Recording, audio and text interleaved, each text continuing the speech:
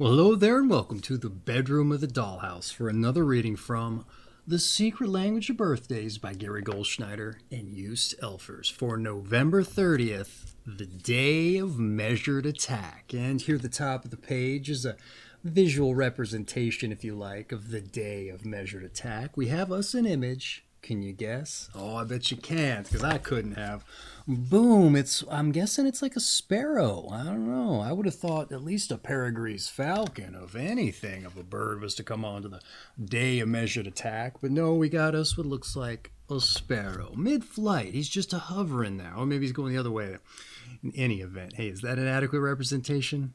Who's to say? Maybe we'll make some kind of connotation as we get on with the read about why they chose that, but not altogether all too important. No, what's important here is it's November 30th, and hence it's somebody's birthday. And with that being the case, I just want to say happy birthday. That's what's important. Me wishing you a happy birthday. But, sometimes this might find you late. I don't know, days, weeks, months, whatever the case may be. Busy individuals you probably are. I don't imagine you're searching for your birthday on the day, if at all. But so you found yourself here, which that's quite fortuitous for me. That's right. In any event, if that's happened to be the case, you're finding it late, I just want to say I hope you had a happy birthday. But for everybody else joining us randomly, or more ideally to celebrate, I just want to say hello, welcome, and I hope you enjoy yourself. Now, before we dive in with the redirect, something I like to do around these here parts, because it is the DykASSt birthday broadcast, and that's roll some dice. Like to live up to the namesake, if you like. But I do so more importantly for synchronicity's sake. That's right. Now, what's synchronicity, you're probably wondering? Well, it's just you getting out in the world and letting the universe show you it's with you on your path. And you do that by finding a mutually agreed upon waypost or sign, if you like. And so what better than some dice numbers? And I know they're the same numbers as when I rolled them, but hey, that happens sometimes. A 6 and your 5, 4 and 11. Now, you don't have to go with the numbers I rolled for you. You can go with your own, but it is advisable that you take some dice with you so you can ascribe directional values and number sets so you know which way you're going and for how long. But once you've got all that established, you find your starting point and you set out, well, you stay eagle-eyed for your numbers. Also, anomalies, things that are just crying out to you to be some kind of, some universal pull at you, all right? Because too often we got the blinders up. We're too singular a focus on what we're out in the world to do, so we don't see the things that are coming across us that ostensibly the universe is trying to grab our attention with. So you know what? We're out there with this in mind specifically, so I think we're apt to start seeing the signs. Just like when someone talks about a car and, oh, now I'm seeing them everywhere. That's right. You get those blinders off, all right? But once you're out there on your path, maybe get to the end of your first little jaunt there, your time limit's up, just stop, compose yourself, and start looking for signs. Who's to say? Maybe you start seeing birds coming in at crazy angles, attacking things. You know what? Maybe pick out the one that looks the most anomalous, the craziest bird. Why not? And roll your dice for a time limit and just start following that thing. See where it goes. Who's to say? Maybe at the end of your time limit, it just so happens to land on a building. And what's this? Oh, the building might just happen to have a 56 in the address. Oh, how about that? You know what? Go on in, see what you see. Maybe it turns out to be, I don't know, an antique shop. Oh, and what's this? They just so happen to have that ottoman that you've been looking for, but that nobody carries anymore. They've all been burned up in some kind of great Chicago fire or something like that. But you know what? There just so happened to be someone who just died recently, and you know what? The estate went up. Nobody else wanted it because it was just some eclectic kind of ottoman that nobody outside of you would want. So you know what? Grab that thing up. You know what? Give it a new home. It deserves a new shot at life. That's right. Maybe you reupholster it, and you know what? You're like, dang, this would be perfect, but only if I had like some orange fabric on it. You know what? Go back to your dice. Put the intention out there and get going again. I don't know. Maybe you can't carry that ottoman on your back, so have it delivered, all right? It is your birthday. Treat yourself. But get on out there, and maybe the next few sets of rolls on your dice there, it'll take you to a fabric shop. You know what? Leave it up to the universe to decide, and you might just happen to see, taste, touch, feel, maybe even smell some of the magic. It might just materialize. It might manifest for you. Who's to say? With that being said, I think you get the point. So let's get on with the birthday read, all right? Your month is November. Your day is the 30th. Your sign is 7 to 9 degrees Sagittarius, of the Sagittarius I period specifically. And your quality and elements is mutable fire. All right, November 30th, the day of measured attack. Those born on November 30 have an instinct for knowing when and how to attack whatever challenge they wish to overcome. Not ones to rush, their approach is usually calculated, careful, and effective.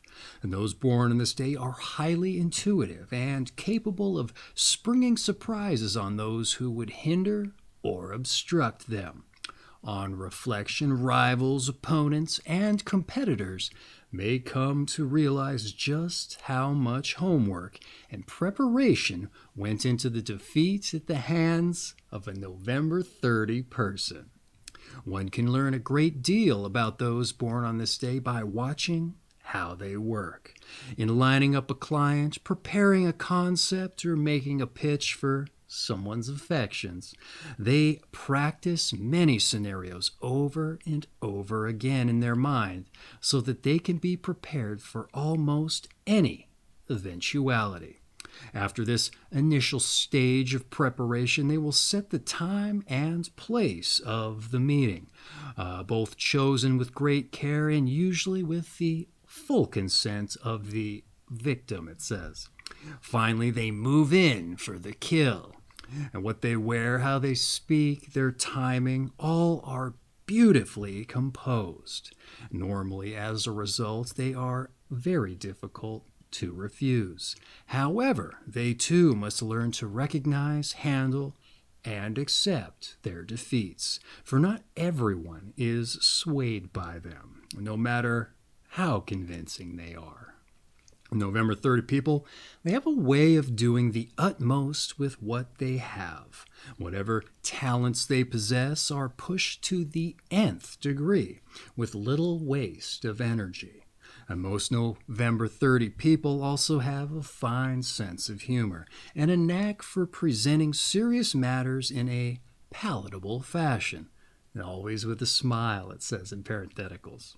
Their humor is subtle, but can also expand to the full-out, thigh-slapping, raucous guffaw as well. Excellent mimics, those born in this day use satire in such a subtle way that others may miss the intention almost. Their humor is indeed of the thought-provoking variety. And despite their affable manner, November 30 people become very defensive when attacked. And they must learn not to overreact to what people say or reveal their underlying insecurities so readily. Thin-skinned to the extreme, they do not take kindly to being laughed at, and direct attacks are generally first met with a hard wall of defense, and later with a measured retaliation. That will really hurt. And because of their tendency to wait, those born in this day must beware of nursing grievances, suppressing their feelings, and in general, driving their frustrations inside. It is a mark of more highly evolved individuals born on this day that they handle negativity directed at them with grace, equanimity, and an absence of rancor.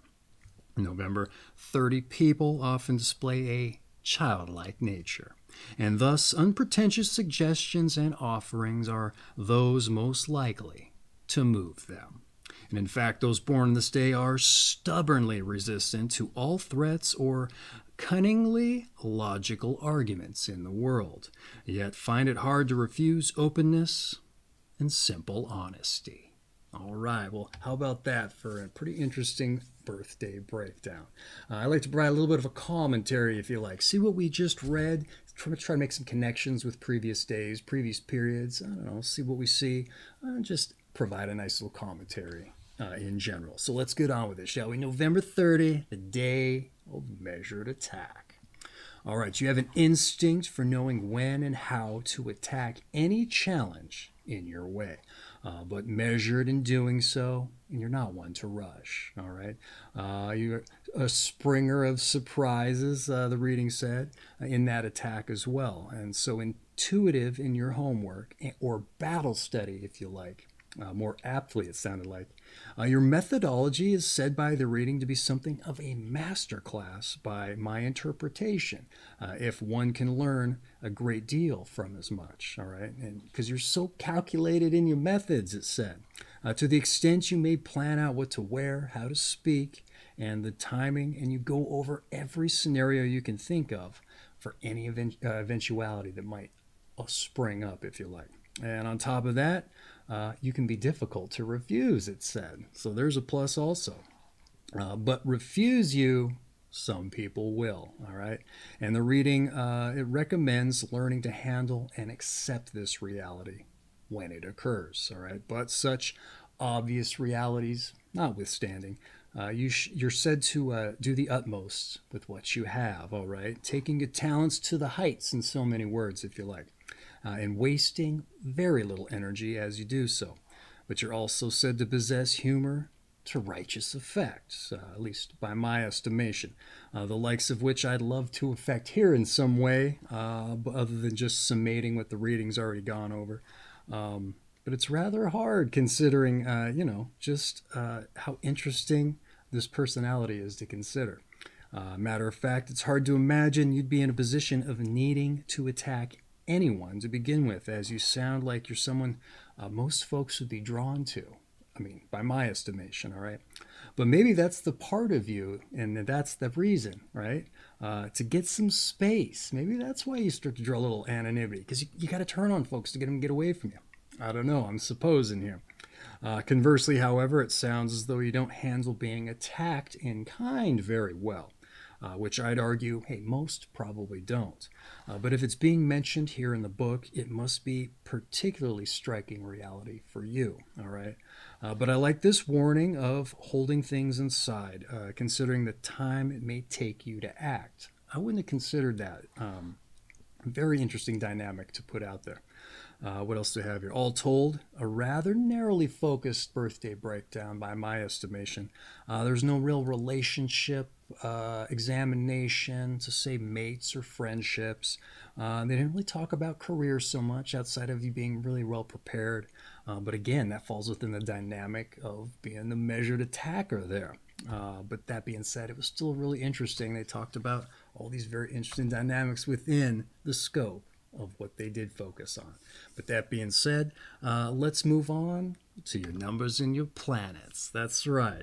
Those born on the 30th of the month are ruled by the number 3, as 3 plus 0. Well, that equals 3. And by the planet Jupiter. All right. Those ruled by the number 3 generally try to rise to the highest positions in their particular sphere. And because Jupiter also rules Sagittarius, expansive, optimistic, and magnanimous, it says, those influences are maximized for November 30 people. But indeed, excessive tendencies are as well. And those ruled by the number 3, they love their independence. And so November 30 people may do best freelancing or in business for themselves. That's right. Hey, lends a little credence to that thought of mine that you're trying to push some folks away. That's right, because they're all drawn to you. So that might cause a little bit of the kerfuffle there, as I mentioned. Any event, hey, what I'd say about your numbers and your planets here. All right, the number 3, planet Jupiter. For a Jupiter co-rulership there, or dual rulership, if you like. The first I think I've come across this particular dynamic in the read since I started. I imagine there's got to be another one, but, not yet. All right, so I was really looking forward to reading this one as I saw it was coming up. So imagine my surprise and disappointment when they just simply mentioned of maximizations of the qualities and tendencies that belong to Jupiter. All right, fairly obvious conclusion in my mind. All right, low-hanging fruit, if you like. Or in my case, don't like, okay? Jupiter is the king of the gods, it says elsewhere in the book. And it's said to impart the likes of luck as well as a philosophical outlook to your I don't know, to your being, I suppose. At least that's how it's presented elsewhere in the book. So I would have liked if they had drilled down on that. I don't know, maybe some kind of double luck, if you like. I don't know if that's necessarily a believable thing or realistic in any regard, but it would have been interesting for them to examine that to some extent, given an example of what double luck even is, if it's a thing. But hey, maybe you do have the double luck, whatever that would be realized as. But you'll have to let me know if that's a thing down in the comments. But that being said, I would have liked to have seen them examine that a little bit more. But I think I said a lot more than they did as far as the luck was concerned and philosophical outlook. Maybe you're just even more philosophical. I wouldn't be surprised if that lent into your methodology, right? Oh, I got to take another You take some kind of certain bend to things as you do your approach. Who's to say? But how are we to know they didn't examine it? But you know what? Be magnanimous. It said that much, so we know that much. All right. There's your numbers and your planets. Let's move on to your tarot. That's right. The tarot. One of the more eclectic of the New Age metaphysical ideologies. But you know what? It's here in the book. It's your birthday. We don't have to take it home and start predicting our future with a deck of cards. So let's just see what it has to say and leave it here in the book if you like. Unless that is something you like to do, in which case, hey, salt to taste. All right, here we go. The third card of the major arcana is the Empress, who symbolizes creative intelligence. She is the perfect woman, the ultra-feminine Mother Earth nurturer, who embodies our dreams, hopes, and aspirations. This card represents positive traits of charm, grace, and unconditional love, but also negative traits of vanity and affectation, as well as an intolerance for imperfection. For November 30 people, this card carries the message of self-control and centralized behavior. All right. They put a little bit of personalization on there for you. Sometimes they don't. Sometimes it's just a complete copy-paste job. So you can feel good in that regard, I suppose. Because that's a good bit of advice. Self-control and central behavior. All right. Here we go. The Empress for creative intelligence. This is the one I drilled down on, all right? That right there, based on the breakdown, I'm sold that this card speaks to you. Traits of charm and grace also. Hey, double sold. I picked up on that. Negative traits of vanity and intolerance for imperfection, all right? Magnanimous, it sounds like. So the suggestion of self-control and centered behavior, well, you know what? Even if you didn't think it sounds apt, I'd lean into it being apt, okay? Or at least consider as much. And with Jupiter's drive to be on top, and I think they mentioned the number 3 also, hey, doubly so, all right? So centering yourself might be especially difficult. Oh, all right. Especially if you give that unconditional love and you get rejected in return, as I said, that might happen. So just remember the ascended masters of your day and their so-called absence of rancor, all right? Keep pushing, all right? Keep trying. There's other people out there who will appreciate what you're up to. Your calculated nature, if you like. All the planning that went into you trying to woo them and charm them off their feet. Yeah, there's going to be someone out there, or some project, or whatever that thing happens to apply to. But you get it. So that's been your tarot. Let's move on to your health. All right, your health. November 30 people must beware of depression when their carefully laid plans don't work. That's right, we talked about that. Or when they suffer rejections and setbacks. Because of their tremendous self-confidence, they often show bewilderment when met with loss. Moreover, if they suffer from lack of either energy or emotional stability, they can get quite, ready, frightened. Interesting. Learning to accept what comes and adapt readily is vital to their mental well-being. Physically, those born in the state are alive, energetic people with a healthy relationship to food, sex, and exercise. And hey, look where we are. We're in the bedroom. How about that? Just don't leave any crumbs behind, all right? So contact with nature in rural settings, or the companionship of a cat or a dog in the city can be greatly beneficial to their mental and physical health. They should beware of overworking and learn to pace themselves, since taking on too many responsibilities can overstress their nervous system. And they will be better off absenting themselves when they encounter chronic negativity in others, rather than wasting their energy trying to overcome it. All right. Pretty loaded health entry today, but I would say it had a lot of value. I like that one a lot. All right, what did I have to say about your health besides what I just said? All right, here. Beware depression when your best laid plans blow up and those previously mentioned rejections start to stack up, right? Regardless of that charm. All right. I imagine the cognitive dissonance that comes with tremendous self-confidence is especially irksome. Maybe even that much more cognitive dissonance. Yeah, that would be a word. Bewilderment, or another word for it. Hardly the half of it, I would say. Considering with my own experience, the whole cognitive dissonance there, it's like 2 plus 2 equaling 3 and math being considered the likes of spelling. It's just nothing seems to make any sense. You know what? It's horrible. It's horrible. And it stays with you. So your mind just can't work it out. And it just keeps going on. You get it if you've understood it. Any event, there's what I have here to say. But it's interesting. You might get frightened if suffering from a lack of energy. I'm assuming because that's how used to it you are. And so if it's not there, boy, it's a shock. So I like that they use this word. It really sent the idea home. That said, don't be afraid to absence yourself. That's new. I don't think I've read that yet. Nor the frightening part. That one was new also. Don't be afraid to absence yourself in the face of negativity. But they said a healthy relationship with food health as well as sex, and surprisingly, that only gets a passing mention. Normally, the health drills down on diet and what kind of exercise you need, but it didn't say. Ostensibly because you know what you're doing, and you know what? You don't need to be told, all right? Almost every other day drills down on it, I'm telling you. This period, not so much, but they also talk about the psychological a little bit.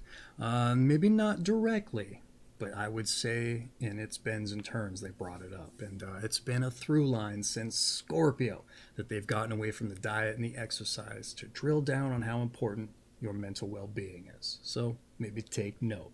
That being said, that's been your health. So let's move on to some advice. Oh, here we go. The advice, as if we haven't gotten enough of that already. Allow yourself to improvise. Oh, interesting, all right? Loosen up, it says. Your control is admirable, but so is spontaneity. That's right. Get out there and improv a little bit. Leave it up to the universe if you like. Laugh at your foibles and faults and remain childlike. All right. Childlike. I think I'm saying it funny today. Childlike. All right. What I had to say about your advice. Improvise. Interesting, as I also said. Don't lean in so hard on your best laid plans. At least, maybe not all the time, all right? Take a gamble once in a while in that respect and allow life to occur and surprise you. I know this might frighten you a bit, but you know what? It's spontaneity. Let it happen. What else do we have here? Laugh at yourself, all right? Hey, you aren't alone in feeling those insecurities. In general, or in this period specifically. No, it's a through line for sure, so you aren't alone, all right? Maybe take some solace in that, too. A running theme, to be sure. Remain childlike, all right? It's part of your charm, I would say. Regardless all the planning and all of that, very adult. But you know what? Being creative like that, that's what I missed with the tarot. Creative intelligence. Right off the bat, boom. Double luck, if you like. Double sure, double souled. As I said all that before. So remain childlike, all right? Part of your charm. Don't let others, whoever they are, compromise it, okay? Hold it dear to your heart, I would say. Stay curious. That's part of that childlike wonder and charm, all right? Least of all, yourself. Don't let yourself compromise who you are, all right? And who you are. I mean, it's the ultimate insult, isn't it? If you're the one that does the dirty work. All right. So anyway, there's your advice. With that being said, let's move on to your meditation. Oh, a little meditation. Let's take the energy down a hair. I've been all over it today. I'm going to get a little frightened if I lose it. That's right, your meditation. Here we go. Someone who always knows better is often someone who does not know at all. Oh, I like that one for you. Ooh, once more. Someone who always knows better is often someone who does not know at all. All right. There's your meditation. That's your birthday. I'm not going to throw some spin on it or try to correlate my read on it or why I thought it was important. That's for you to consider, being your birthday, like I said. In the event, your meditation in the can, as it were. Let's move on to your strengths and weaknesses. Oh, let's do the work. Let's see where you have things in surplus and where you got things in deficit there. All right, your strengths. You're thorough. All right, yeah. You're funny. And you're dynamic. Ooh, all right. What happened to creative intelligence there? Ooh. Hey, you know what? Thorough, funny, and dynamic. Huge, huge.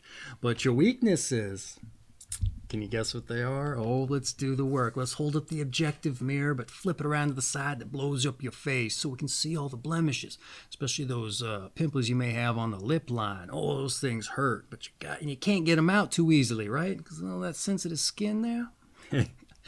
That's funny. Your weaknesses, here we go. You ready? Could you guess based on what I just said?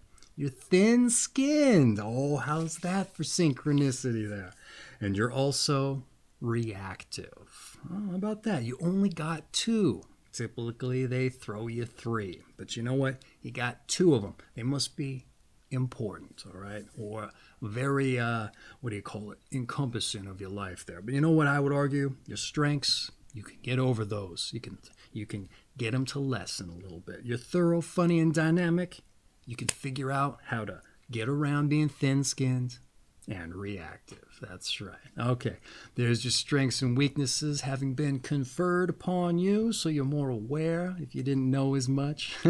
Let's move on to those born on this day. That's right. When we get into those born on this day, not only do we get to see who shares your company, which can be a fun little lottery to see what we won there, but I like to segue and focus on something I find important, and that's figuring out our passions. A lot of times I get out in the world and meet folks and ask them what they do, and more importantly, if they like it, and they don't. And you know what? I think it's huge. It's important that we're doing something that we love to do.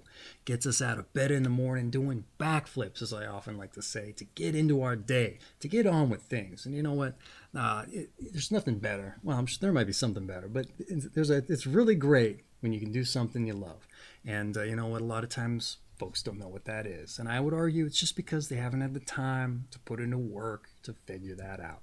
And even if you know what you like or what your passions are, maybe you just don't know how to make that viable, financial kind of understanding there, or you just don't have the time to do it. And again, perfectly understandable. You get into a job just to make that money, and there's no time left at the end of the day or the end of the week to put yourself towards what you want to do. And so I figured, you know what, this is the perfect opportunity to not only see who shares your company, but what they did to get in the book. Maybe it wasn't their passions, but maybe it can help stir up some inspiration or rekindle those fires for you to start asking the hard questions about what kind of difficult work you need to put in to figure out or realize your passions. So let's get into it, shall we? We start off strong with Mark Twain. That's right, old Samuel Clemens to some of you. All right. He was a humorist, writer of Tom Sawyer and Huckleberry Finn, to name 2. We also have Winston Churchill. Oh, we are starting off strong today. British Prime Minister, World War II leader, statesman, Nobel Prize-winning writer of History of the English-Speaking People.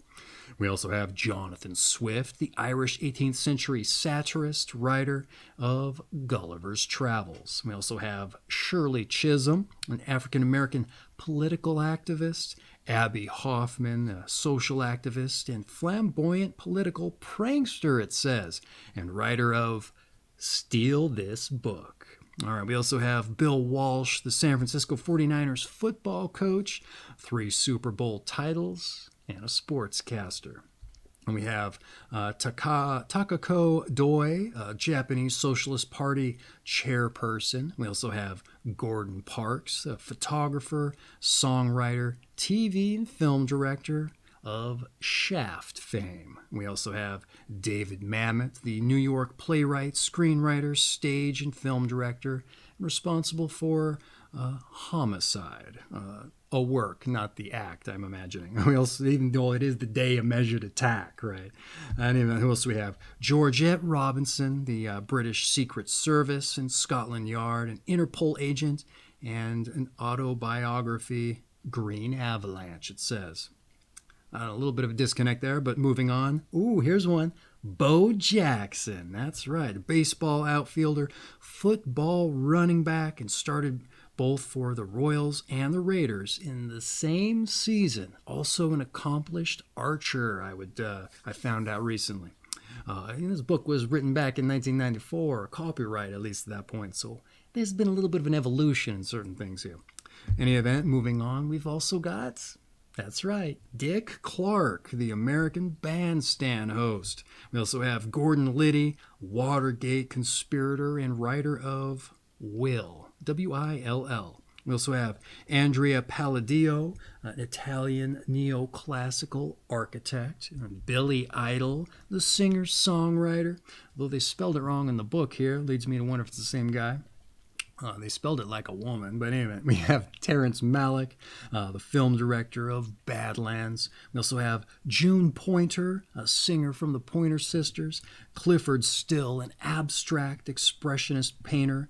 Jacques Barzoon, cultural historian and responsible for Berlioz and his Century. And we round out those born on this day with Virginia Mayo, a film actress. All right. Hey, you know what? That was a strong born on this day. I knew a lot of these folks. You had writers, actresses, politicians in there, people who won the Nobel Peace Prize. All right. Measured attack for sure. Humorists, satirists, all over the board. Talented individuals for sure. So you're in good company. But you know what? I say that you stand to be somebody who could make it in the list too if this book were to be rewritten. That's right. You just got to figure out a way to rekindle those fires if you haven't got them going already. So hopefully, I know this is a big ass tall order to take inspiration from other people's lives, but you know what? Maybe me just mentioning as much, throwing the idea of that kind of spin on it helps to get you inspired, all right? And if I can do anything for you on your birthday, it's that. It's that important, I figure. So in any event, that being said, those born on this day in the can, that essentially rounds out your birthday read. Except to say, your season is fall, your sign once again is Sagittarius, the Sagittarius I period specifically, and your quality and elements is a mutable fire. Now what does that mean? Well, that's a different video altogether. I'll leave it at the end there for you if you're interested. With that being said, this has been November 30th, the day of measured attack, from The Secret Language of Birthdays by Gary Goldschneider and you Stealthers. I have a feeling for this book down in the description if you're interested in picking up a copy. Save you the hassle having to type it in a browser there. This thing makes a great coffee table book. Welcome addition to your bookshelf. Bound to come down a time of 3. A lot more than some of the other books I've got for sure. And not just because I'm reading it. But that being said, it makes a great conversation starter for parties. If you have them, it's going to get the conversation started for better or for worse. Believe me. With that being said, not altogether all too important in the scheme of things. Because like I said at the top, what is important, wishing you a happy birthday. That's right. Happy birthday. I hope you have one. But for everybody else who joined us there randomly, I just want to say, hey, I hope you enjoyed yourself and you join us for your birthday read. Now, I know we didn't really make any connections with the sparrow at the top of the page. Like I said, doesn't always happen, but you know what? Again, not altogether all too important. That's right. So stay the course. Make sure you develop that thicker skin if you can. It's probably going to help you a little bit there in the end. But you know what? Stay childlike, my friends. And you know what? Sometimes you need a little bit of a sensitive skin. Makes you who you are. Makes you pervious to things, rather, if that's even a word. The opposite of impervious. And you know what? Lends to the charm, I would argue. But in any event, hey, once again, I just want to say, happy birthday, all right? Take care of yourselves. Oh, and lest I forget, that's right, your daily numbers. Get out there and let the universe show you it's with you on your path. Take off the blinders. Find that so-called ottoman from the antique shop, the one and only, because all of the rest of them burned up in the Chicago fire there, or whatever I said. That's right. Get out there, see, taste, touch, feel, maybe even smell some of the magic. And if you do, you're going to see exactly why I recommended it for you. All right? So once again, happy birthday. Take care of yourselves.